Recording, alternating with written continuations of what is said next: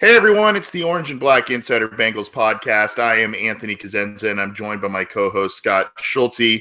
And for the second week in a row, we get to talk about a Bengals win. Last week, we kind of said it ironically that the Bengals handed it to the Browns, and yay, they got their first win. But this was an important game this week against the Buffalo Bills, a team that came into Cincinnati 3-1, and the Bengals. They hung tough in a lot of different elements. We're going to talk about that and analyze a few key points on that win for the Bengals as they head into the Week 6 bye week. We're also going to talk. Scott has some interesting questions. Usually he does a weekly feature at cincyjungle.com behind enemy lines, but this week he has graciously asked me some of my thoughts on certain aspects of the Bengals team. We'll talk about that for his weekly feature. We also are taking fantasy football questions. We are bringing back our fantasy football spotlight with our expert, Scott Schultze. So send us your questions. We've already got a few. Send us your questions in the live YouTube chat, in the comment thread at cincyjungle.com, or on Twitter at BengalsOBI. We'll be monitoring all of those. And we also have, we're going to try and get to some listener questions as well towards the end of the program.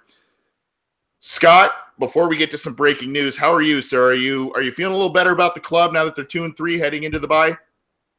Personally, I'm still a little drenched. We were at the game on Sunday, and I was expecting any minute to see Noah's Ark come floating by. That was a very watery Hurricane Nate rain-soaked game. So I think my shoes are still wet from 3.5 days ago. So you went? Yeah. Me and my wife were there. Okay. And still drying out from it. Yeah, as much fun as it is to watch them live, and especially for me, living where I live and going to that stadium and seeing them with a bunch of other Bengals fans, that didn't look too fun to me in terms of the conditions to sit there and watch a game. So hopefully you guys brought the ponchos, some rain wicking gear. But did you have a good time? Yeah, we enjoyed it. It was my wife's first game. She came away, despite all the rain, despite the nonstop deluge that pretty much ran all day long. She came away really enjoying it, and I think she'd be interested in going to another one. And there's something for being at the game you just can't replace. I mean, the camaraderie, the cheering, everyone's high-fiving everyone around them, and just the whole atmosphere is something that is obviously very hard to be. And of course, when they're winning, I mean, it's good. It's a close game, exciting game. You went back and forth. They ended up winning, and the Bills fans were pretty good. They were vocal, so it was fun having them in the stadium. And New Yorkers, come on now. But a little bit like not what you picture with like the Jets or Giants or something. Right. So it was, but yeah, it was all in all, it was a very good game. We enjoyed it. I may have to get new shoes if those never dry out, but. So one more thing in the cost, obviously tickets are money and parking, and you don't expect shoes to be part of the cost. Yeah, you don't. But that's kind of what you deal with as you go to a live game. And again, we'll talk about the Bills game in just a few minutes. There's a lot to talk about. I'm glad you had a good time. Scott, in typical Bengals fashion, just when we think things are getting better, just when we think things are turning around and there's positive news, guess what? There's something negative. And breaking earlier this afternoon and then into this evening, and if you're listening to this podcast a little later, we record Wednesday evenings, so this may be a little bit of old news to you if you don't tune into us live at YouTube or Cincy Jungle. But Tyler Eifert earlier in the day was seeing a specialist in LA for his back, which he had missed the last couple of games this year. And if you remember, he had off-season back surgery already before this season started. So there were some reports from Adam Schefter and others saying that he is contemplating back surgery. Well, Scott, he has opted, according to reports, early reports, I don't want to say it's completely official, but early reports from some reputable sources like Adam Schefter say that he is going to undergo a back surgery again and miss 4 to 6 months. So that is going to end his season. Now, there's a couple of questions that come with this news, and I want to start here. Tyler Eifert is entering free agency this next year. Obviously, he's a talented guy, and he brings an element to this Bengals offense that really they hadn't had for quite some time. Even when they used the high pick on Jermaine Gresham and other players, he can stretch the field. He can get across the middle. He can hit be very effective in the red zone. He's made a Pro Bowl. The guy can't stay healthy. I mean, even in the Pro Bowl, he hurts his ankle and has to recover from that. So now the Bengals have a big decision on their plate. Obviously, they can let him walk. They can say, you know what, talented player, we don't want to let him walk, but he's had a number of surgeries. He's missed a ton of games. And really, we've had the one long tenured, outstanding statistical season from him since they drafted him in 2013. So they can let him walk. They can franchise tag him, which is an expensive gamble. But as we know, the Bengals don't do much in free agency, and they always seem to be under the cap. They've re-signed Vontaze Burfict long-term. A.J. Green was a contract they got done, I believe, last offseason. So they've got a lot of core guys under contract. They've managed the salary cap. So Tyler Eifert a franchise tag. They could do that even though it's a little expensive and risky. Or they can sign him long-term with an incentive-laden deal, which he might opt for given his injury history and, all of that. So, Scott, this is big news for the Bengals and unfortunate news for the Bengals for 2017, but it also brings a cloudy future. What would you do if you were in that front office, given, those are the three options you have with this guy, now hearing he's having another back surgery? I think it'd be very hard for them to do the franchise tag only because, like you said, you're paying a lot of money to a guy that you don't know how good is he going to be when he comes back? How long is that timetable for recovery? Being that this isn't his first injury, is this something where it's going to take him a while to recover? Is he not going to be 100%, until the middle of next season? What kind of Eifert are you going to get? And are they a team that's going to want to pay that much money for a guy that you don't know if he's going to come back that well? And if he does come back, is he going to get hurt again? So I'm assuming I can't imagine they would go the extension route unless they can get him on a very team-friendly, low guaranteed money, kind of like what they did with Andy Dalton as far as other quarterback salaries or contracts at the time. When they signed it, it was a very team-friendly deal because there wasn't a lot guaranteed, but it was able to pay him a decent amount and lock him up. I could see them pursuing something like that with Eifert, but I'm assuming Eifert would probably just be willing to test the market and see what he can get. And if you look at what tight ends around the league are getting, even though he's been hurt as much as he's been hurt, I think he probably gets a decent chunk of money from somebody. I don't know if it'd be the Bengals, but I think Eifert would probably be inclined to test the market. And you look at some of the higher contracts right now for tight ends as far as their base annual salary. The top few are Jimmy Graham, Jason Witten, Greg Olsen, obviously guys who have been very good, very productive. The next guy, Kobe Fleener, never really did a whole lot in Indianapolis, went down to the Saints. They're paying him almost $6 million a year. The next guy, Julius Thomas, who got a big contract because he had Peyton Manning throwing to him 1 year. Kyle Rudolph, the decent tight end. The next guy is actually Tyler Eifert. He's ranked 7th overall, making almost $5 million a year. So kind of looking at those producers, those salaries, he's probably, I would say the market for him is probably going to be in the $5+ million range.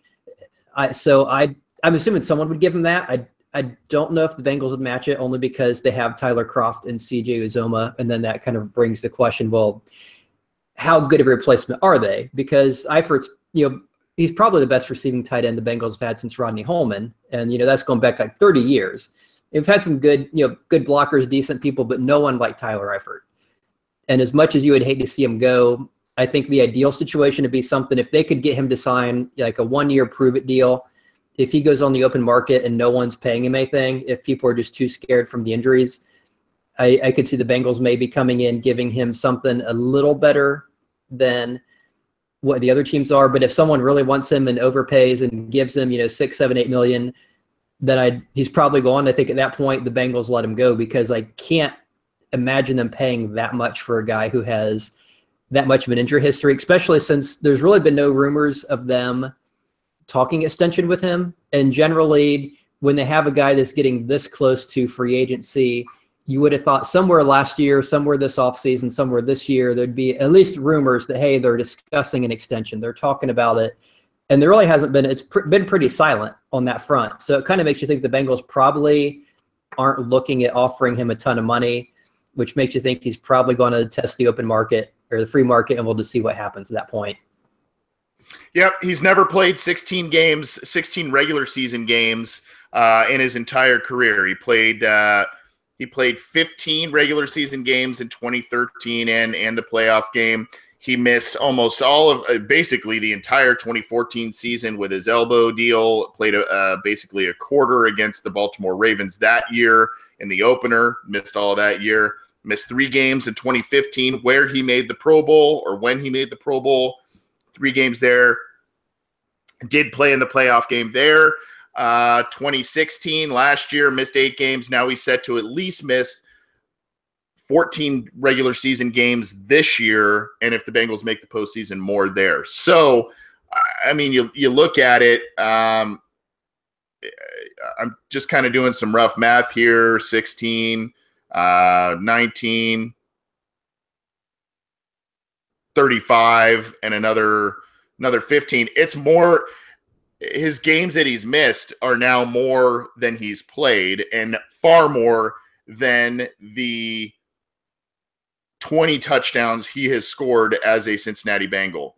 So, to me, if they resign him, I think I'm tempted to say do the franchise thing, because at some point maybe he'll get healthy, and even if he still is that guy that can only play 12 to 13 games.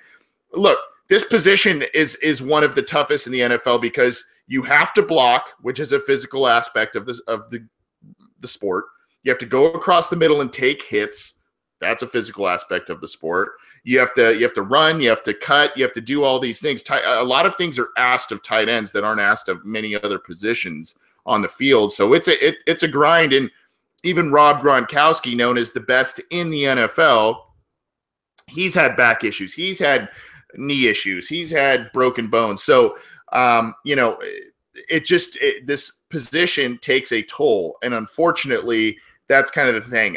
I don't lean to a long-term deal unless it's completely team-friendly, like you said, Scott. I lean more franchise tag, or unfortunately, as much as I like him as a person, as much as I like him as a player, you almost got to say, you know what, we can't rely on you. We just can't. And, I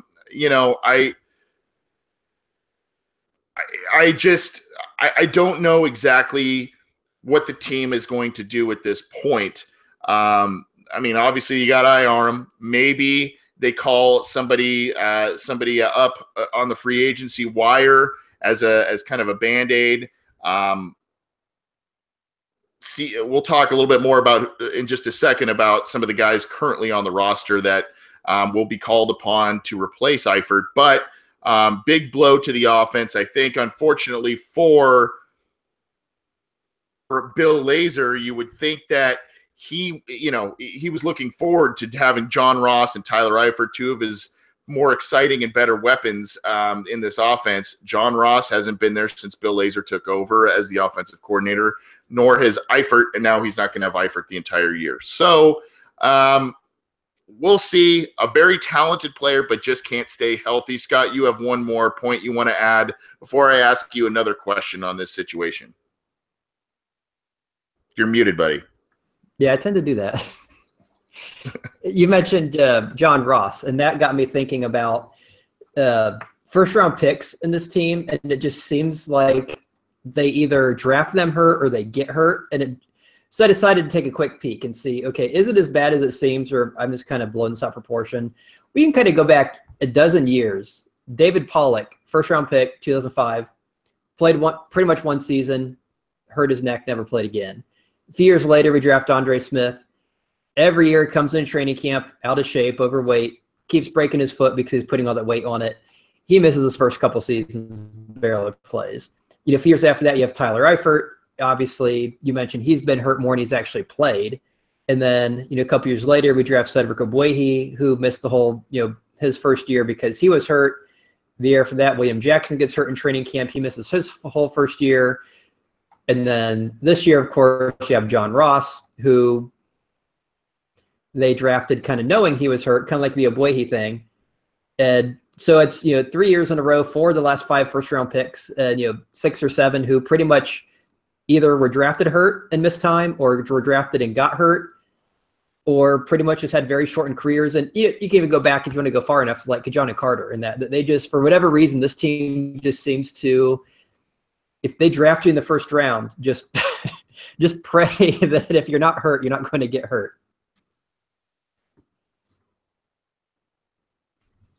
And now you're muted.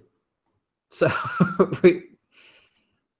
we had battle mutes there. Okay. Battle mutes. No, a lot of good points by you, as well as in our live YouTube chat.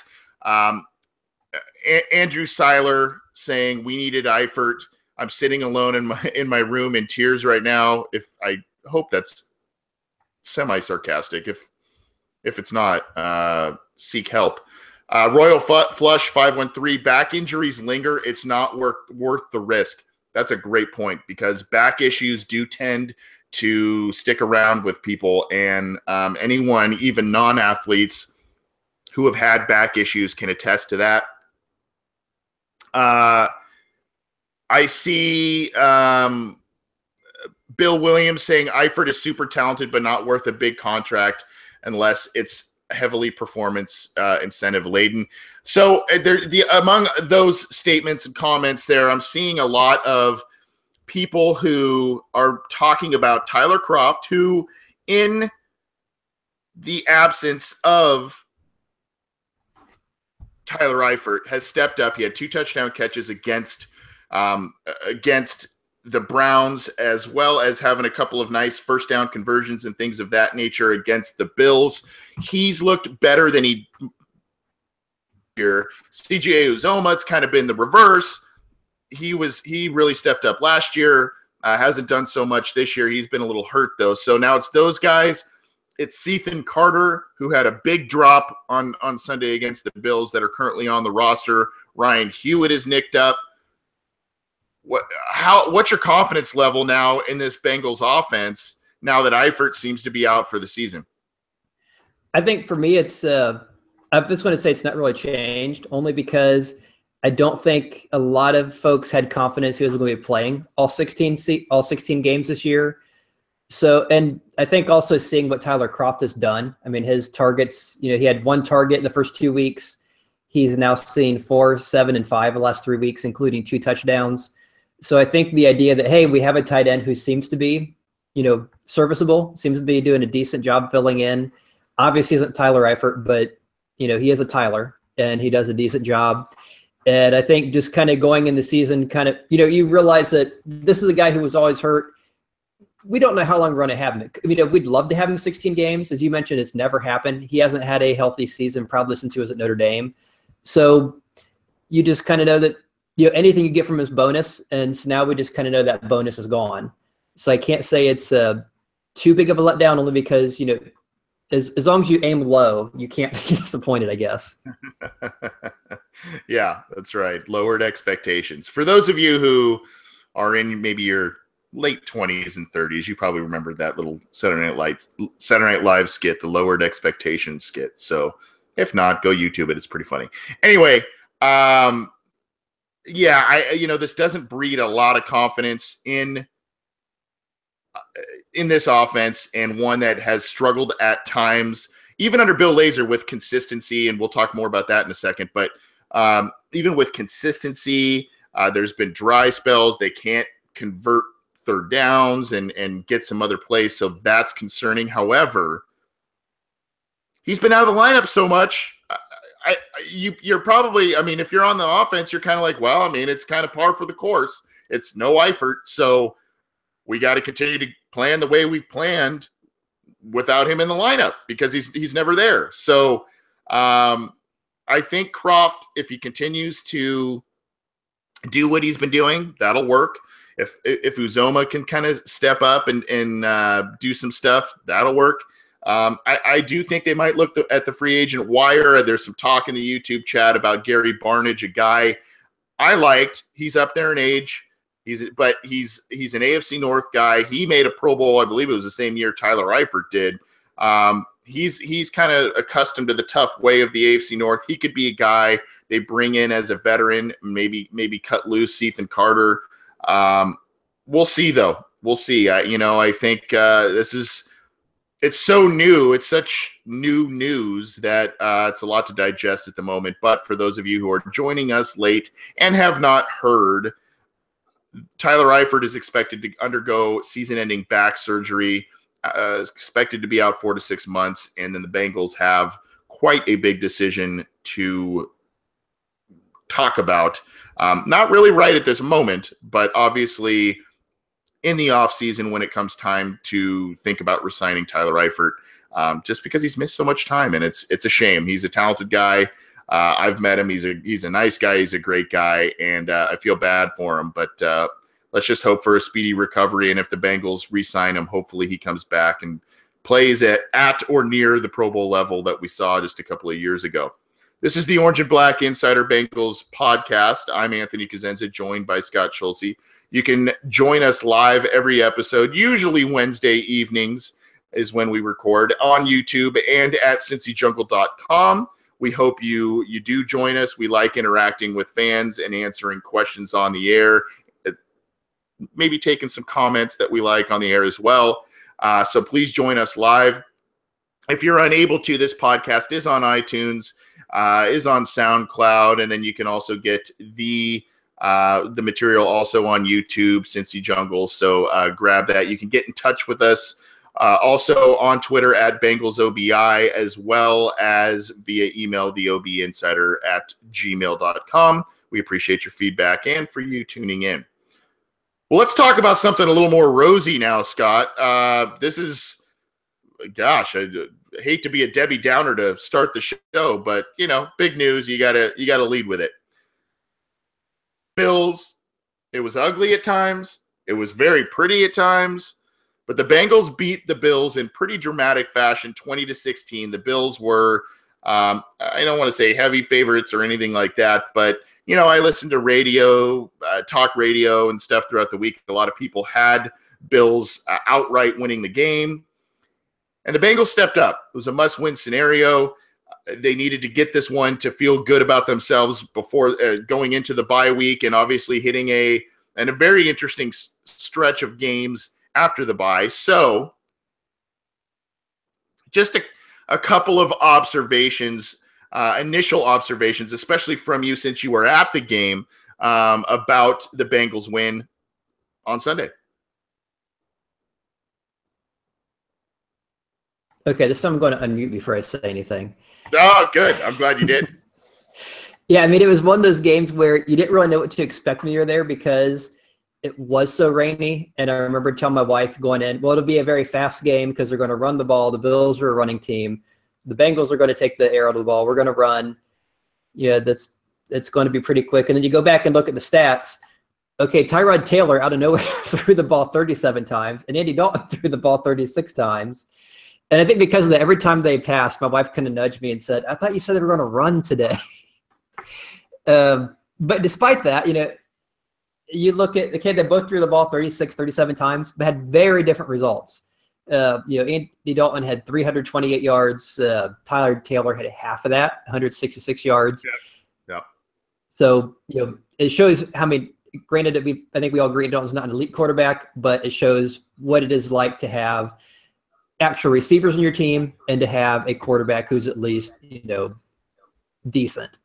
So that was something. And in the game, just being there watching the game, the Bills pretty much didn't look to be as good as a 3-1 team. I don't know if it was the weather. I don't know if they were a paper 3-1 that just had some lucky breaks go their way. I know they won some close games and had some key turnovers in those games to get to 3-1, but they had beaten some good teams, despite not having a whole lot on the offensive side of the ball. But they were, the number one team in scoring defense going in. So I thought this would be a really good test for the Bengals. We're going in against a team that, is pretty much shut down. They number one scoring defense after playing teams like Atlanta, who is just in the Super Bowl and has a good offense. And they've played some good teams, and they're shutting them down. And so this will be a good test for the Bengals, because before that we had, ever since we changed offensive coordinators, we had the Packers. We scored those 2 touchdowns early, and then the offense went flat. And then we had the Browns, and you can't really do anything from the Browns because it's the Browns. It's not a good measuring stick.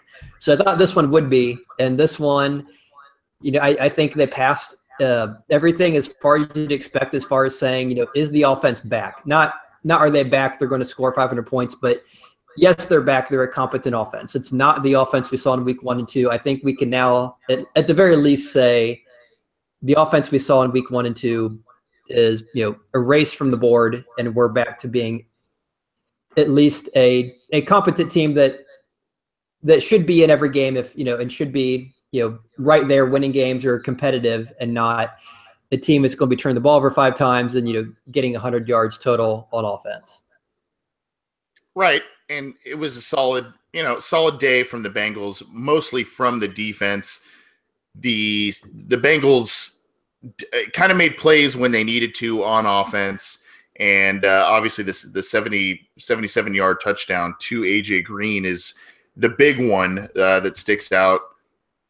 Joe Mixon had his first career touchdown as a pro. That was nice to see, but still a lot of things to worry about. The run offense is something to worry about. The Bengals, even though they had 6 sacks on Tyrod Taylor, they still have trouble with those mobile quarterbacks at times, and it showed, especially earlier in the game, closer to the second half, that showed there. I liked what I saw. Randy Bullock had a nice game, including even though it was a chip shot, including a 29-yarder with just a few minutes to play, which gave the Bengals an extended lead, and that's the one they kept. So I saw a lot of things that I liked, especially the fact that they won a game that they needed to win against what may be a mediocre team. We don't know, but it seems as if this is a game that kind of had, I don't know if you want to say a playoff atmosphere. You were there, I don't know, but I think everybody knew that this was a pretty decent Bills team, even though it wasn't pretty how they have been winning games. It was a pretty decent Bills team. The Bengals got it done and got the win. Scott, is this game I don't know if I want to call it a season changer or season saver. I think season changer, we could agree that it would be yes. Season saver, I don't know. What do you think? I think it's definitely a huge one, because I think if you're 1-4 going in the bye week, you're pretty much saying, okay, we're not making the playoffs. The odds of making it 1-4 are pretty horrible, especially since the first part of our schedule was supposed to be one of the easier parts of the schedule. We've played 4 teams we should have beaten. We've only beaten one of them. We're going to make some wholesale changes. Let's start changing stuff around. Instead, you're 2-3. You've won 2 in a row.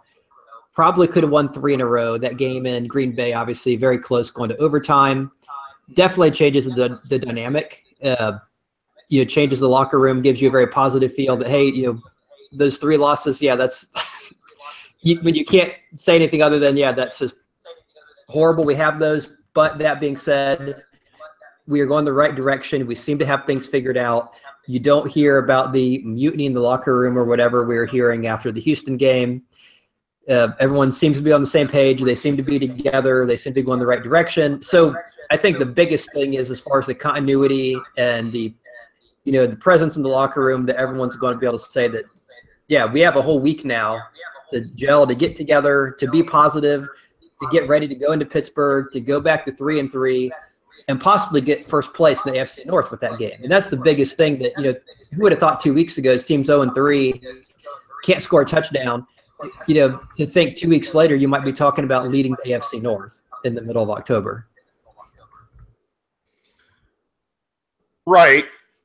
I think that this I think that this game was just – I don't want to say that all of a sudden this means that the team is going to make the playoffs. I don't want to point to that. I don't want to say, this is the – right, especially now going into week 6 in the bye week. I don't want to say that, but – there is a point if the Bengals get 9 to 10 wins, they sneak into a wild card, they maybe win the division. All of a sudden, you can point to this game and say, wow, that was maybe the turning point of the 2017 season, or the firing of Ken Zampese. That could be another turning point, obviously.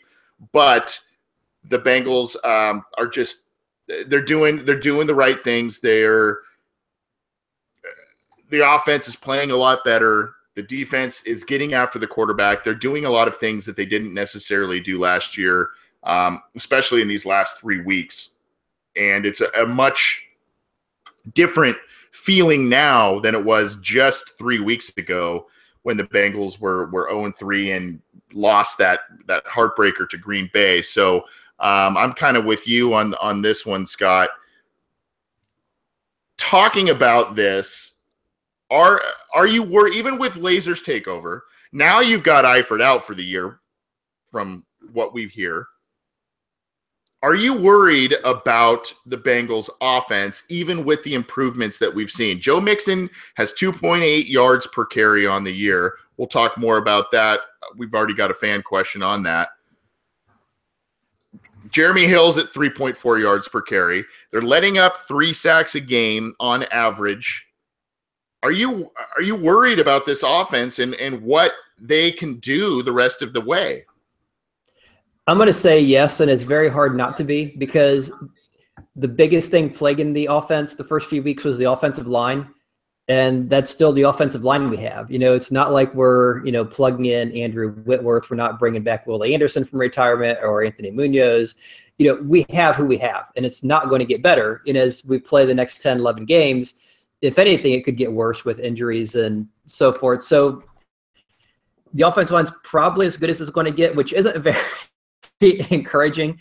The one nice thing was Dalton was only sacked 1 time, but that it seems to be their problem too is Dalton. Even though his numbers are getting better somewhat, he still doesn't look like a great quarterback this year. And that was another takeaway my wife had from the game, was after watching some of his throws, she mentioned to me she realized why Dalton wasn't considered an elite quarterback. And after seeing some throws, and I kind of explained what good quarterbacks would do in that situation, and after she just saw what Dalton did, she kind of realizes, oh, okay.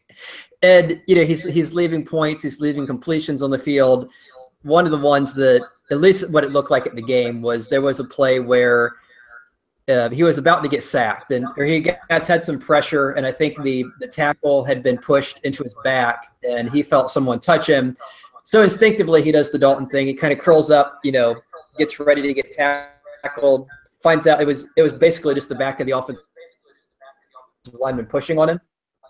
And after he, kind of like, oh, I'm still standing. Maybe I can. And then he, I think he threw the ball away or threw a little completion or something.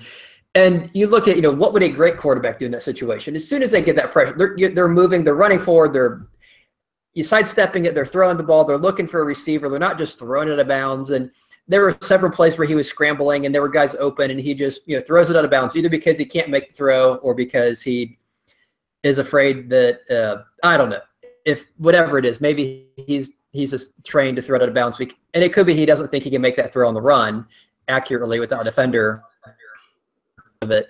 And so you still have the same offensive line, you still have Dalton.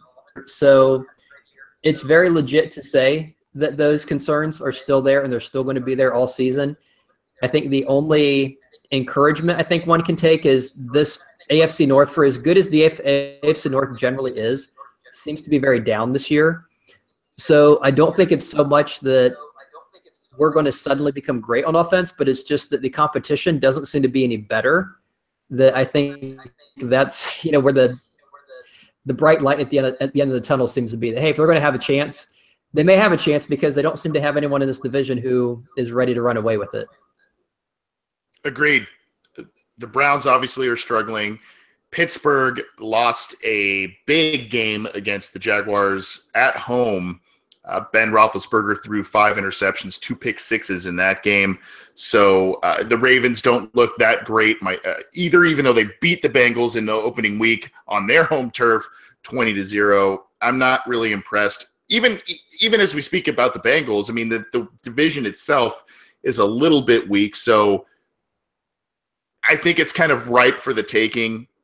I don't necessarily agree with you or your lovely wife about Andy Dalton because, at least not this week, because you saw one very catchable pass bounce off out of A.J. Green's arms and turn into an interception. Another that was high, but off of both of his hands, that turned into another interception. And, A.J. Green fumbled the ball away. That's not Andy Dalton's fault necessarily, but he completed a nice pass to him. A.J. Green fumbles the ball away, and, it cost the Bengals points there. Kind of segueing into A.J. Green, what did you make of his performance against the Bills? Because I look at it, and obviously 189 yards on 7 catches, the touchdown. You look at it just on paper, and you go, wow, great day. But those 2 drops, one might not have been his fault. One was most definitely his fault, led to 2 turnovers. He had a turnover of his own in, I believe it was the red zone when he fumbled that ball away. So were you greatly impressed with his afternoon, especially with that 77-yard touchdown and the stout Buffalo pass defense? Or were you kind of saying, gosh, this was a frustrating day because there were so many good plays he had, but so many others that cost the team points and made this game really closer than it should have been? Yeah, it's very hard not to be impressed with the stat line. And anyone who didn't see the game and just looks at the stat line, their first reactions will be, wow, this guy is phenomenal, had a great game. And he is phenomenal, but he by no means had a great game. He was responsible for involved in 3 Bengals turnovers. I think a couple of those are excusable. The one where it hit him right in the hands and it bounced off and the safety came in and got the interception. That one is totally him. And I know it's rainy, but if you're an elite receiver, one of the top few in the game, and the ball hits you right in the bread basket, you gotta make that catch. You gotta make that catch. Yeah, and everyone in the stadium kind of had the same thought. Like, how? Oh my gosh! Like, how do you, lose that one? The other 2, I think, were he was involved, but I think the one interception was clearly Dalton. It was a very bad throw. It was behind. It was one of these ones where he had him and tried it, and he barely got his hands on it because it was kind of a very errant pass. Some days he probably, wasn't rain, he probably makes a circus catch and brings that one in. With the wet ball, with the downpour coming down, he wasn't able to pull it in. And if the ball had been a little closer, probably catches it too. But because it was a very bad pass that he was able to get his hands on, it gets tipped up and then comes interception. The fumble, you watch the replay. That one, I don't know if you could hear it through the television. Probably 5 minutes of solid. He got popped. He got popped. Yeah, there were 5 minutes of solid boos in that stadium after they showed the replay over and over. Really? Fans were irate at the refs for that because the guy came in, led with the helmet, hit him in the back of the head with it was hard to tell if it was the forearm or the helmet, but he lowered his helmet to make helmet-to-helmet contact on him. Led with the helmet, and then he kind of like this. You couldn't tell in the replay if it was the forearm or if it was the head, but it was definitely leading with the helmet. One of those plays that if Perfect made, he'd have been suspended for 3 weeks. So that led to a lot of angry fans, and rightly so. When you saw the replay, they showed it on the big screen a few times. So it's very hard to. I mean, he fumbled it, but when you have someone diving for the back of your head. And, it's almost kind of like the Giovanni Bernard fumble back in the playoff game against the Steelers where, Ryan Shazier led him with the helmet, knocked the ball. It should have been flagged. And if this play had been flagged for unnecessary roughness or whatever, then obviously it wouldn't have been a fumble. So I think 2 of the 3, I think there's a reason. I think the one was Dalton. I think the other one was a missed call by the refs. And I haven't followed up to see if the guy who hit him received any penalty from the NFL or not, but yeah, it was Lorenzo it's Alexander. impossible. Yeah, it's impossible to look at every play and think that there's no way he shouldn't get something. Because Burfict will. Yes, and he was actually dangerously close a couple of times, old number 55, to getting a couple of flags, some of which would have been just because he's Vontaze Burfict, and some of which were because that he was dangerously close to crossing the line that he crosses so many other times. So, I for AJ Green, great statistical game, definitely helped out with the win with the big touchdown, a lot of yards, made some other great catches, but a lot of errors as well. Some not on his hands, some are. Regardless, the Bengals came away with the win. The thing why I wanted to bring that up is because these are the types of things. The Bengals lost a turnover margin. I think the Buffalo had 3 turnovers. The Bengals had 1. These are the types of things that cannot sustain a winning season as it goes on. The Bengals need to be better with the football. They need to do the little things more, just better. And it's not something that's a forte under Marvin Lewis, but regardless of the weather, regardless of the turnovers, some of the errors by their biggest stars, they came away with a win, and one that they needed big time for the rest of the 2017 season. Obviously, they go into the bye this week. They have the Steelers after that. A couple of other very interesting games after that. Colts, Titans, Jaguars, Broncos, a lot of different games that are very interesting down the stretch after the Steelers game. And I think that meat of the schedule, that middle part of the schedule, could go a long way into how the rest of their season plays out because of their early stumble. But hey, they got 2 wins in a row. They're playing better football. That's kind of all that we can ask for at this point. Hopefully they start to correct some things during the bye. Scott, for this next – yeah, go for it. Say one thing they need to correct is tight ends converting third downs. That was probably their thing from the game, very frustrating. I think we had 7 completions to Charles Clay. We gave up our first down. And you watch that game, and most of the times they were wide open. On assignment, because I can't imagine Nick O'Leary is that good. Because options of yards he's had in the game, and a first down, 3rd and whatever, 3rd and 5, 3rd and 10, 3rd and 12. Completion. You hear on the on the PA, completion and Nick O'Leary first down. Like, man, that's on every single drive.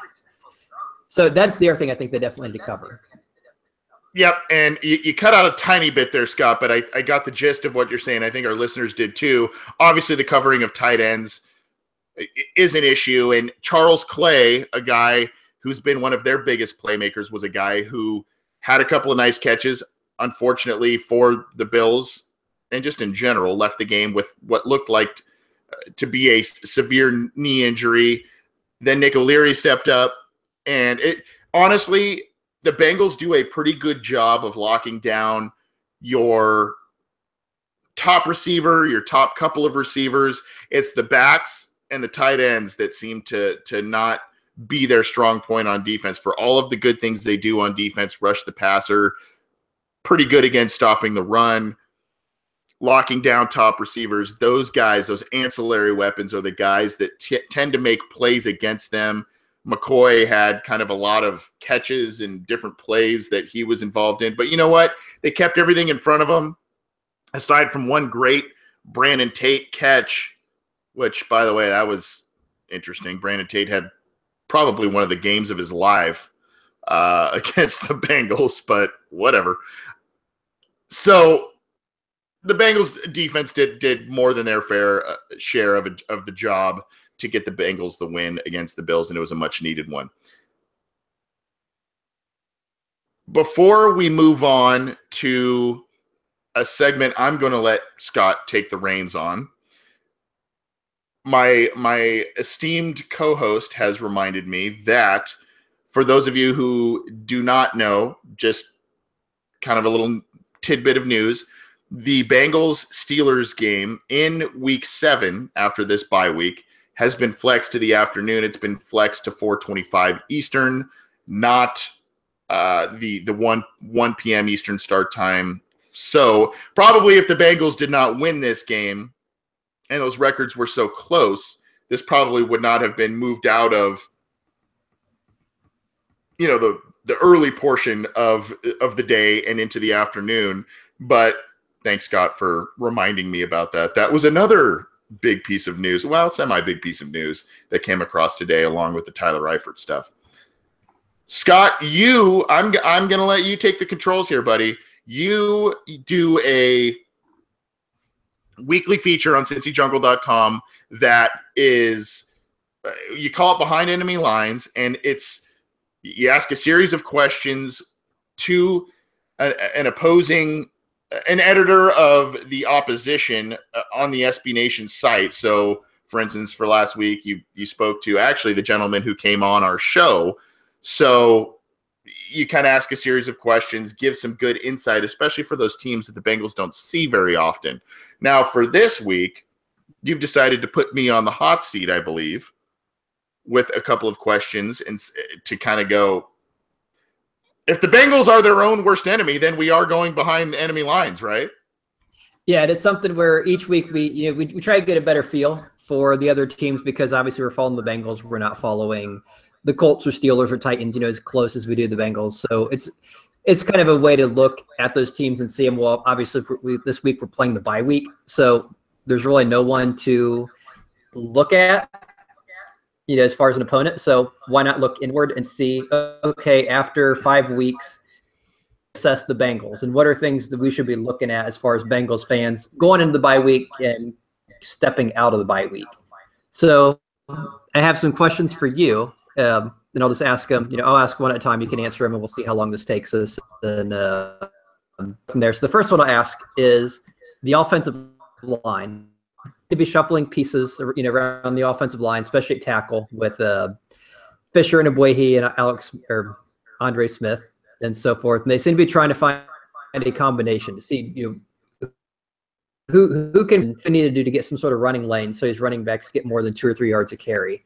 So, with that being said, going forward, you look at what would you do? What would you see as the best strategy, the scheme, whatever, as far as the offensive line? I'm not a fan of for right now, the rotation, especially with Andre Smith playing both tackles, it's working. I don't think it's working better than what we saw earlier in the season, because obviously the Bengals weren't running the ball and they were a mess, especially against Baltimore. Getting Andre Smith in that offensive line is something that needed to happen in one form or another, but they're moving things around, and I guess in one sense it keeps a defense on its heels, where you see one guy and that doesn't necessarily scream, oh, run to Joe Mixon or deep pass to AJ Green. But I'm worried about Jake Fisher. I'm worried about Cedric Abuehi. Andre Smith, he's not a great NFL left tackle, but he's doing an okay job over there for a position that he never has really played at the NFL level. He's obviously better on the right side. I wish the Bengals had some form of a semblance of, look, this is who we're going with. Let's go forward. Now, you saw, if you remember back in 2009, Scott, there was the whole Nate Livings, Evan Mathis thing at left guard. And everybody, at least from the outside of the organization, could see that Evan Mathis was by far the more superior player. And it's obvious when he left the Bengals, he made multiple Pro Bowls, and Nate Livings did not. I wish there was a way the Bengals could say, these are our 5 guys. And I wish that Andre Smith would be one of them. Unfortunately, I just don't think they trust anybody fully at all right now. And what's weird is the 2 guys they trust the most is Andre Smith and Russell Bodine. And Russell Bodine has been one of the most maligned guys on the Bengals for quite some time. So I like that they recognize the fact that there are weaknesses on this line, and they got their most tenured guy, probably their best offensive lineman in there to kind of plug the holes that are going on there. But as I told you earlier, I just don't think it's a sustainable type of approach. I think, you drafted Christian Westerman for a reason. You drafted all these other guys for reasons, and you're not playing them. Obviously, TJ Johnson isn't getting it done. Heck, he stepped on his own quarterback's ankle last week and hurt him. So, I mean, you got to figure this out. Andre Smith has got to be in that equation. While I'm happy that they figured out something on the offensive line, I'm not a fan of this big rotation, if that answers your question. Yeah, I'd say it's a very good answer. I'm interested in looking at some of the comments in the YouTube chat. I think some people agree with you, some disagree with you. So we'll see if we can get some more agreement and disagreement, with the next question being a two-parter. This one being an over-under. So looking at offense again, with offensive line, now we're moving to the skill positions. John Ross, first-round pick, obviously has only played like one snap the first 5 games. I think just. And then he got benched, and we've not seen him since. Right. So first question, over under John Ross playing 7.5 games this season. And then you can give a reason why. I'm going barely over, and I'm saying barely over because I think it's going to be 8 games. He's already got 1 under his belt. They've got 11 to play. So, and they're going to the bye week. Now, I was hopeful that the Bengals would use this bye week, and all of a sudden, you get back Tyler Eifert full strength, you get back John Ross full strength, and all of a sudden Bill Lazor has all of these weapons that are, at his disposal. It doesn't seem to be happening, at least not with Eifert. We may need to see Ross even sit further past the bye. We'll see. I don't know. It's a little concerning that it seems to be the same injury he suffered in the preseason on kind of a useless carry. We all knew he was also kind of a guy that was injury prone. I still think somehow he gets in there towards the late part of the year. Potentially the Bengals continue to rest him, and they say, hey, we're okay right now, but down the stretch we need you, and that's where they use him there. But I think he barely plays half the games this year.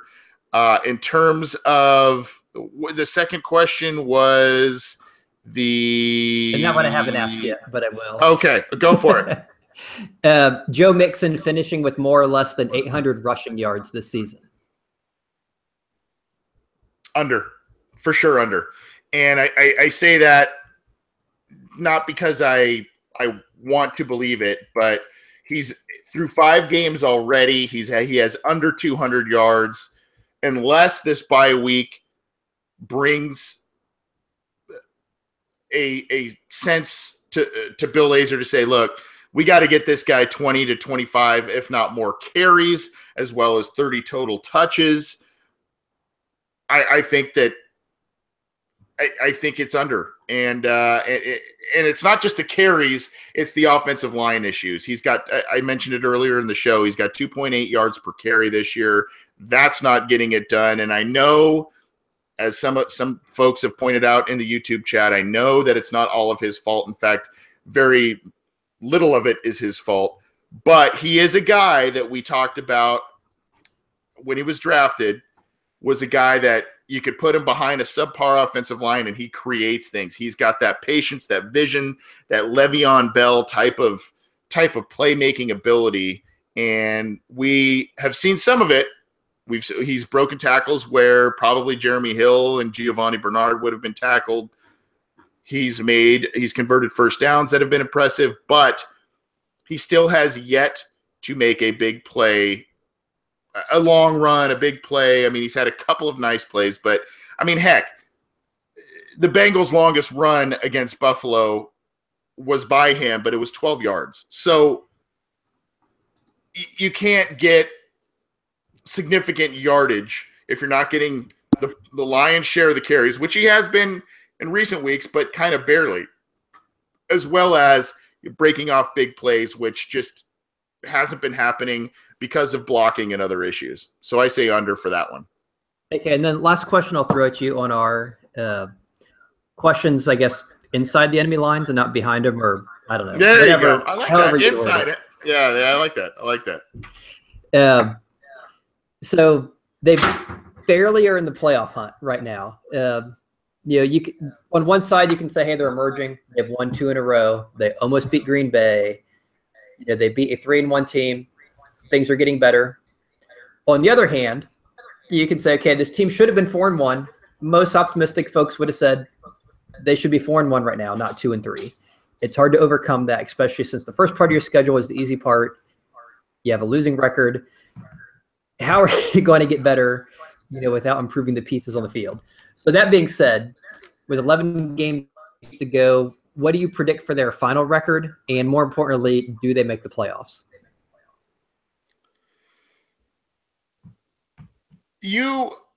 Not to call you out, buddy, but you took a week off a few months ago, and I had Rebecca Toback, the former site manager of CincyJungle.com, on, and we went through, it was right after the schedule release, and we went through, and I think I had about 9 or 10 wins at that point overall for the Bengals. She had, I think, 10 or 11.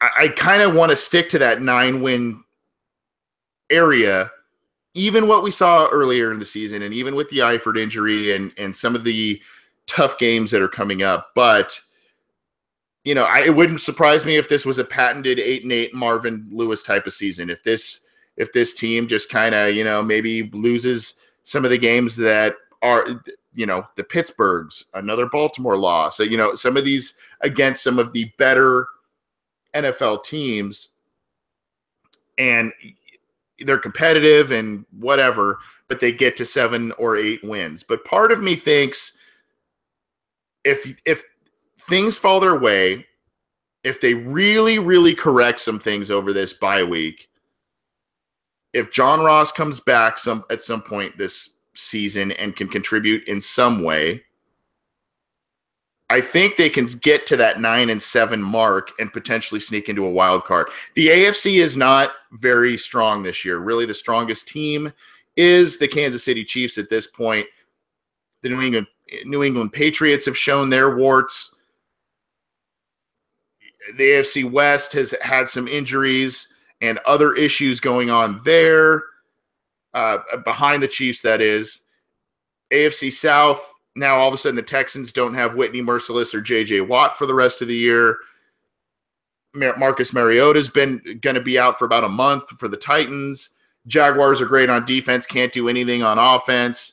And then the NFC North, other teams that the Bengals play, the Vikings are a mess at quarterback once again. The Lions play great one week, play awful another. So you kind of look at these things, and if you see things fall the right way, you can see a 7-4 finish for the Bengals. Maybe a split with the Ravens and the Steelers. You win, those 2 games.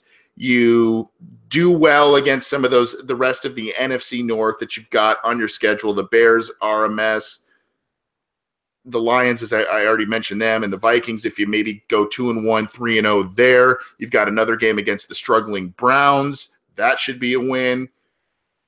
The stretch I worry about is a 3-game stretch of 3 straight away games, and it's at Jacksonville, at Tennessee, and at Denver. And if you can go 2-1 in that stretch, if not 3-0, which would be incredible, but if you can get 2 wins out of those games, I think that's going to say a lot about the Bengals, especially if they win this next game against the Steelers. If you go Steelers, and then I believe the game after that is you host the Colts, which I think very well could be, if not should be, a win. Then you've got those 3 games there. If you can get out of those 5 games at 4-1, I think you're sitting pretty, and I think you can get to that 9-7 mark and make the playoffs. A lot of things have to fall their way. This is also the thing that I wanted to mention is this is a young team, and young teams tend to get a lot better as the year progresses because guys get their NFL legs under them. They get used to the speed. Coaches know how to better utilize guys, that sort of thing. So I think we'll see more of a hot streak towards the middle/end of the season. I waver between this being like a 7-win season now because of the start, or if it's a 9-win season plus a wild card now. We'll see. I guess I'm muted again. Overall, very good answers. And if you ever write for someone other than the Bengals, then I'll make sure to make you my contact for that site. So where can they find this and when? Where can they find this post and when? The Behind Enemy Lines series is on cincyjungle.com, and I think it also is posted on my Twitter, which I think I access a couple times a year. I think it goes out Thursdays. I think Thursday morning, Thursday afternoon. So if they check the site, they can find and there were additional questions. So this is kind of a teaser or a trailer that, hey, there were more questions we asked Anthony. We have these beautiful, well-written responses, proper grammar and everything. Yeah, exactly. So, not the ums that Chris Berrien has pointed out to me in the YouTube chat. So shout out to old Chris Berrien with the ums, and I'm sorry that that offends you, my friend. You got to go back and add those in. Yeah, I got to think on my feet. So sometimes you stall. I mean, it kind of is what it is. Scott, it's been a couple of really almost since the early part of the season. And thank you, my friend, for those questions. Those were very good ones and very well thought out, as they always are in that segment. Gosh, we are just really patting each other on the back, buddy. I love it. I want to talk about fantasy football, and it's not just the Bengals fantasy football. It's not just, what is AJ Green going to do this week or what have you, but there are significant NFL fantasy football questions going on right now around the league. Almost everybody that follows, I don't have the stats, but vast majority of people who follow NFL football play fantasy football. You are our resident fantasy expert. So I wanted to ask you a couple of questions, both in what's going on around the league, as well as maybe some Bengals questions and some from our live listeners. So if you're tuning in live via YouTube or at cincyjungle.com, which we appreciate, leave a fantasy football question, especially over the next couple of minutes. We'll try and get to that. This is kind of, I don't want to say it's rapid fire, but maybe, a minute or so each question, and we'll try and go from there. And I'm going to try and get you off balance a little bit with some of these questions. Scott, are you ready? Yes. Okay. So the first one I want to ask you is about Adrian Peterson. Now, Adrian Peterson was on the Saints. Some people thought he'd have a great season. Some people thought he'd be okay because he'd be splitting time, which was known when he went there. Obviously, they drafted Alvin Kamara. He was very dissatisfied with his role there. Whatever happened. He got traded to the Cardinals, who lost David Johnson earlier this year, who was probably the majority of fantasy football players who had a number 1 pick drafted him first overall. So how do you see Adrian Peterson's impact going with the Cardinals going forward? Or is he just simply, he's older, he's washed up, he's really relying on his previous years and his Hall of Fame status?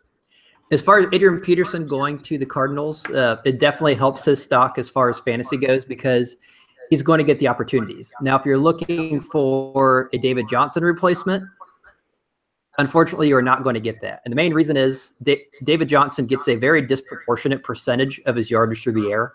Something like 43% of his yards since being drafted are receiving yards. And that's just not Adrian Peterson's game. That's not how the Cardinals are going to use him. They are going to use him in the role that Chris Johnson had, which is Adrian Peterson's going to be our first down, second down guy. We have Andre Ellington, who's proven he's a very effective third down back, a very effective receiver. So what you're going to get is a split where Adrian Peterson's getting the rushes and Andre Ellington's getting the receptions. So what you've been getting from Ellington, you're probably going to continue to get from him. What you're getting from Adrian Peterson is going to be more than what you got from him in New Orleans. Probably a little better than Chris Johnson if you think he's better than Chris Johnson, but he's also a 32-year running back who has averaged 2.5 yards a carry the last 2 years. So it's not like, they're plugging in, 25-year-old Adrian Peterson. So right. I would say you could expect more than he gave you if he's on your fantasy team than what he gave you in New Orleans, just because he's going to get more rushes. And he's probably going to get the goal line looks. But unfortunately, if you have David Johnson and you're just desperate for something because you used your first overall pick for this guy and he's done nothing since week 1, if you're expecting Adrian Peterson to step in and be that guy, that replacement, he might be a decent flex, but if you're looking for more than that, unfortunately, he's probably not the right answer. So if you have, say, average to above average running backs in your stable and on your fantasy football team, is Adrian Peterson worth a flex play, a RB2 play at this point, or no? I think it really depends on who you have and if you're in a PPR or not, because he's probably not going to get the receptions. If you're in a PPR and you have decent options, I would probably I'd grab him if he's still available. I don't know if I'm confident enough in playing him yet. But then again, with all the injuries, it just depends on who you have. I mean, some people are very desperate at this point, and you just need a running back who's healthy, who's going to get more than 5 or 10 carries. I mean, if you're running with someone like Paul Perkins or Orleans Darkwa, Peterson's a step up. If you've got Todd Gurley and Kareem Hunt and Carlos Hyde and these people in your lineup, then okay, Peterson's definitely sitting on your bench. Yep. Couple of people in the YouTube chat have mentioned it, and I am an inquiring mind as well.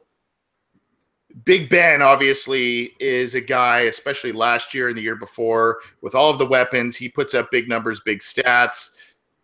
Obviously coming off a 5-interception game, really struggling this year, as is the entire offense, really. Do you expect a bounce back, or do you expect, and of course, in typical Big Ben fashion, he was very dramatic at the end of the loss against the Jaguars, saying, maybe I don't have it anymore. But do you really believe that, or do you think that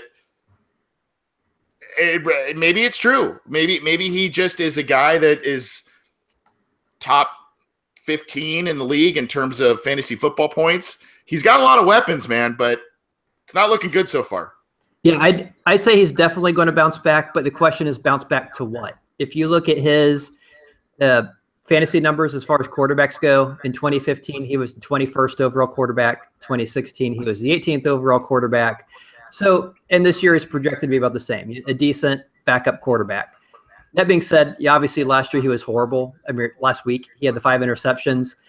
And if your starter is someone like Carr or Mariota and they're out this week and you need a starter and Roethlisberger is your backup, I think you can probably be confident that he's not going to have another 5 picks. I mean, you look at Andy Dalton. Week 1, he had 5 turnovers, had a horrible season, horrible game.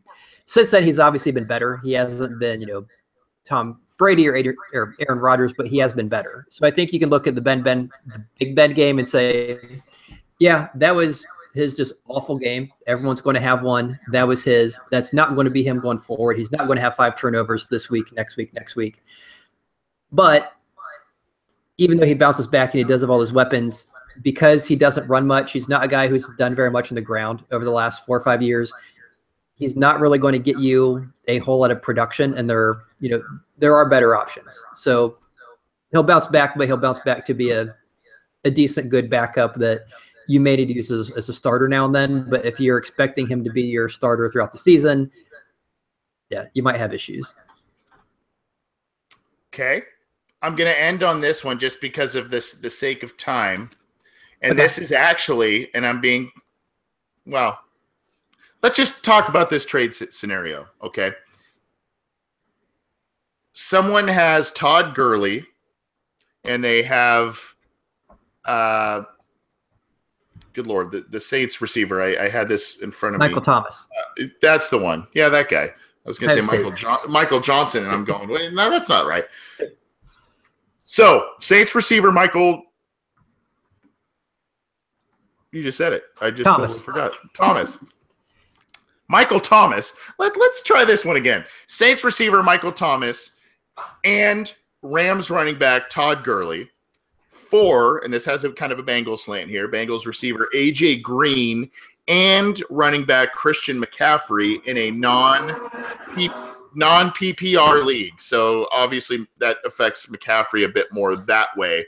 But non-PPR league, again, Michael Thomas, Saints receiver, and Todd Gurley, Rams running back, for A.J. Green and Christian McCaffrey in a trade in a non-PPR league. Does something like that make sense?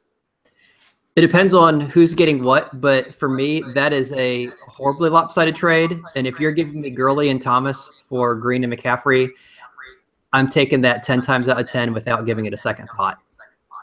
And the reasoning is Green is obviously an elite receiver. He's a top, 4 or 5. He's going to get a lot of targets. Thomas is also a very good receiver. He's not A.J. Green, but he's in a team that throws a lot, has a bad defense, has to throw a lot. He's going to be a producer. He was a top 10 guy last year. He's going to finish as a top 10 or 15 guy this year.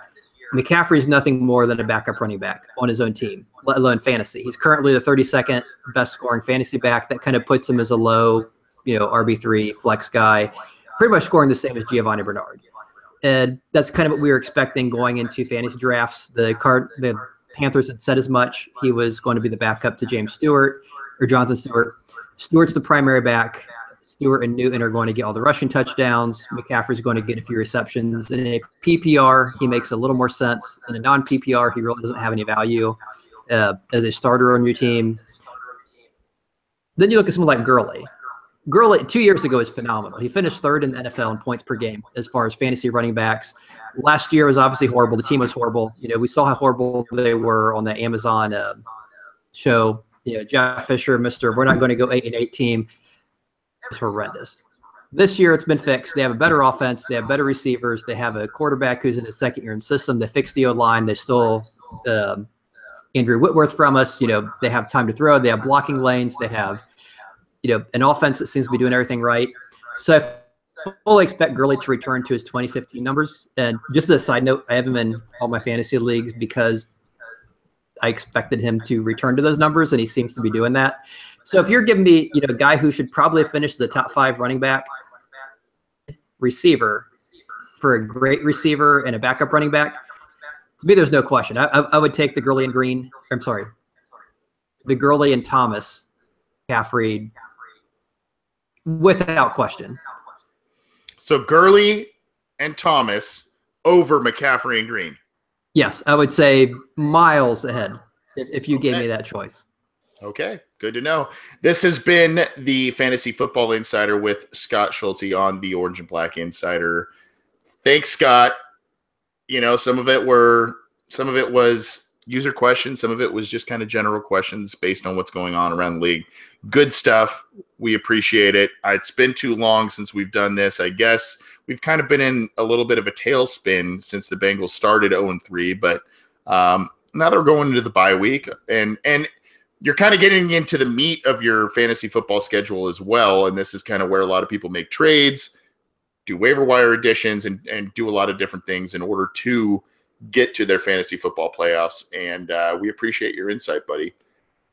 This is the Orange and Black. Go ahead, buddy. You had another thought. No, I was just going to. You're patting me on the back some more, so I have to reach it. High five, buddy. This is the Orange and Black Insider Bengals podcast. I'm Anthony Cosenza, and I'm joined by my co-host Scott Schulte. I appreciate the insight from him, as well as all of the live listeners that we have on our YouTube channel, as well as at cincyjungle.com, some of which are stirring the pot a little bit at this point in the YouTube chat, but that's okay. That's kind of what the point is of having a live YouTube chat. If that's what you want to do and that's who you want to be, that's fine. You can get this program on iTunes, on SoundCloud, on cincyjungle.com, as well as by subscribing to our YouTube channel and getting the videos there. And you can get in touch with the program on Twitter at BengalsOBI, via email, theobinsider@gmail.com. We look forward to hearing from you, even if you are one of those guys in the chat room that's, I don't want to say trolling, but stirring the pot, I guess, is the proper word there. I've got one. Apparently, you've got a couple. You saw a couple of fan questions earlier. I do. Scott, I do want to get to those. I want to get to this one first, and then let's get out of here because we're going a little long yet again. Shocker. We received an email from listener Marcus Drum, and I got to give him credit because this has taken quite a bit of research, and well, I don't know about quite a bit, but a decent amount of research to look at it, and I thought it was pretty insightful. And now this was sent to us after last week's game, so this doesn't take into account this week's game, but essentially through 4 games, Joe Mixon has played 103 offensive snaps. He has 52 carries, been targeted 11 times in the passing game. That has changed, obviously, but the fact remains, as I said earlier, Joe Mixon has a 2.8 yards per carry average this year on the ground, and he's done some decent things in the passing game, but nothing to truly write home about, I guess. He had the nice 10-yard touchdown run this last week. Obviously had to fight off a number of defenders to get there. We know the issues at this point. Marcus talks about essentially he gets the ball over 60% of the time at this point when he's in the game. And I think that that might have gone up with the Bills game because he had some significant touches there. How can the Bengals expect him to succeed when the opposing defense knows he's getting the ball virtually all the time or most of the time when he's in the lineup? It's a great question. I don't know if I have a true answer for it. It also makes it more convoluted with the offensive line situation. So your thoughts on this question, Scott? Yeah, well, the thing you said about the offensive line, I think, is the key. The fact that most teams can pressure the Bengals passing game with just their front four. I mean, you don't have to blitz, and when you don't have to blitz, you don't have to play coverage.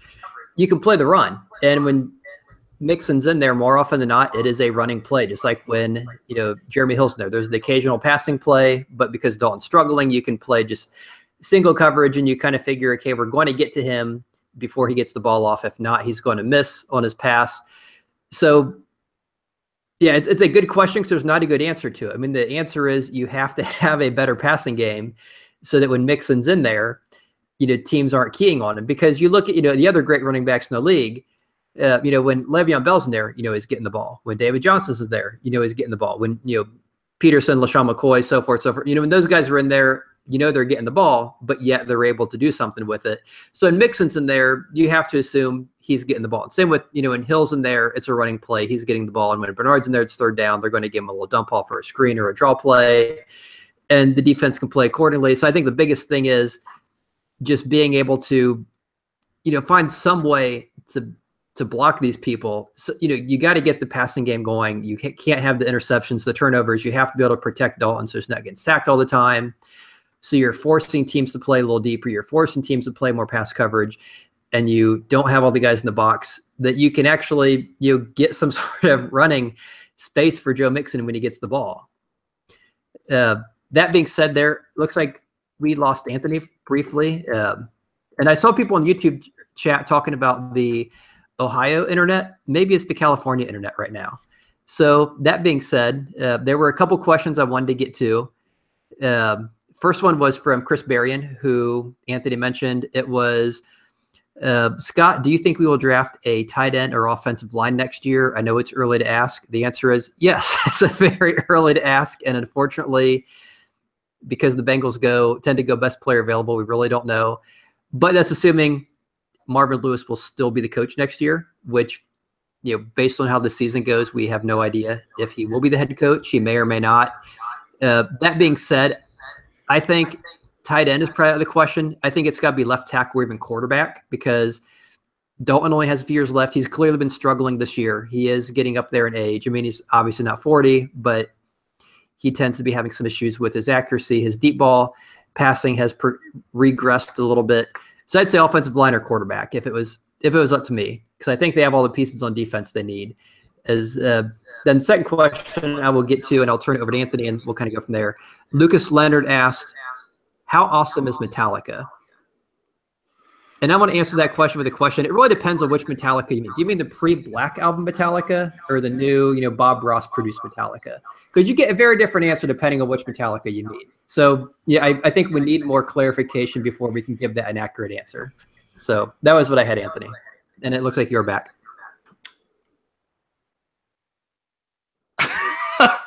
So, full disclosure, Lucas Leonard is actually a high school friend of mine, a great high school friend of mine. So there's a couple of people who have decided to join the live YouTube chat, and I welcome them, who are all high school friends of mine, and they have been stirring. Those are the folks I was mentioning as pot stirrers. So Lucas has been a big Metallica fan.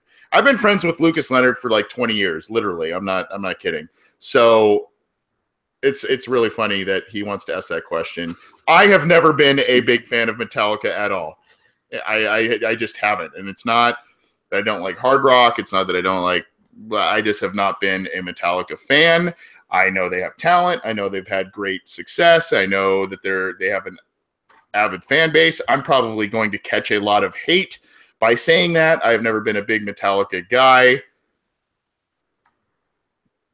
But thanks for the question, Lucas, and thanks for tuning in, buddy. What about you, Scott?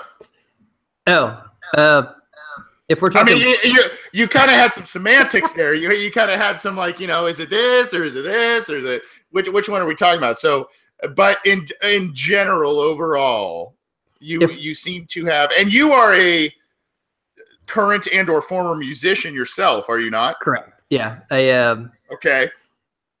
Played guitar in a rock band years back, but obviously nothing as big as Metallica. But that being said, if the question were asked to me, I would say if we're talking the pre-Black Album, so Kill 'Em All, Ride the Lightning, Master of Puppets, those things, and Justice for All, I would say very awesome because when I was that age, I was a huge Metallica fan, saw them several times live in concert. Was a big fan during that era. I really wasn't too much of a fan of anything that came out after the Black Album. Kind of stopped listening to them after whatever those Loaded, Reloaded, whatever that stuff was. Really liked the old stuff. So I'll say was awesome and then became less awesome. I've heard some people like the newer stuff. I have not gotten back into them because after that middle, it's kind of like Star Wars. Like the original Star Wars were pretty awesome. Episode 1, 2, and 3 were just total garbage, but they had their good qualities, but weren't as good. So, I'll say I just, and some people may not be watching the new Star Wars because they were so turned off by Jar Jar and young Anakin and, that horrible acting in the prequels. But so my answer from the Metallica is Star Wars. Okay. Yeah, I was going to say, you, my friend, have just upped our listenership in unbelievable amounts, talking Metallica, talking Star Wars. It's unbelievable. But, I will say the one song, Master of Puppets, my fondest memory of that song, if I guess I could have a memory of that song, is in the movie Old School. If you have ever seen that movie, when they are kidnapping some of their new fraternity brothers in a black van. And if you haven't seen the scene, go watch it. And they're blasting Master of Puppets. It's a pretty funny scene. Old School, classic movie. Anyways, I guess we'll end it on that, buddy. I mean, we've had some fun. We've had some different questions. We've had quite a few entertaining people in our live YouTube chat. Thanks for tuning in, and thanks for tuning in via YouTube, via Cincy Jungle. Thanks for downloading the program. If you are able to, usually we record Wednesday nights. If you're able to join us, please do. We love interacting with you, answering your questions on the air, and talking Bengals with you. So please join us every episode if you are able. If not, all of our content is available on YouTube, on SoundCloud, on iTunes, and at cincyjungle.com. Scott, any final thoughts before we bounce out, buddy? Yeah, since we are kind of all over the place, just one additional off the wall thing I'll bring up. Since we brought up Tyler Eifert earlier, he went to Notre Dame. Notre Dame's a Catholic school. He may be Catholic, I don't know. Doesn't really matter. There is a Catholic healing shrine in Lourdes, France, where people have gone. They've had miraculous healings, sight restored, healed of all sorts of conditions. He's a very injury-prone, currently injured guy. Can we spend, as a team, not we, but the Bengals, can they spend some money? He went to a college named after, Our Lady, Notre Dame, St. Mary, to a shrine of St. Mary in France, and see if that heals him. I mean, nothing else seems to be working. I would like to volunteer that Mike Brown, Marvin Lewis, at least consider doing that. So that's what I'm going to end it on. I have no idea how to follow that one, buddy. I have no idea how to follow that one on the get out. But I think I followed where you were going with that. But I don't know if I have an idea as to where to go with that, except for the fact that I can say the Bengals have won 2 straight. They had a nice win last week. They've got some unfortunate news this week with Tyler Eifert. For all of the breaking news, analysis, and everything about the Bengals, even through the bye week, go check out cincyjungle.com. Check out this channel. Subscribe to the YouTube channel for the Orange and Black Insider, as well as subscribe to our podcast on iTunes and SoundCloud as well. We appreciate the support. We love hearing from you week in, week out, even when things are at their bleakest right now. Things are on the uptick, so that's good. Thank you to all the new listeners. And all of the people that tuned in live that are new this week. I saw a lot of new faces, and I know who a lot of those new faces are, fortunately and unfortunately. But at any rate, thanks for tuning in. This has been the Orange and Black Insider Bengals podcast. I'm Anthony Cosenza for Scott Schultze. We'll see you next time.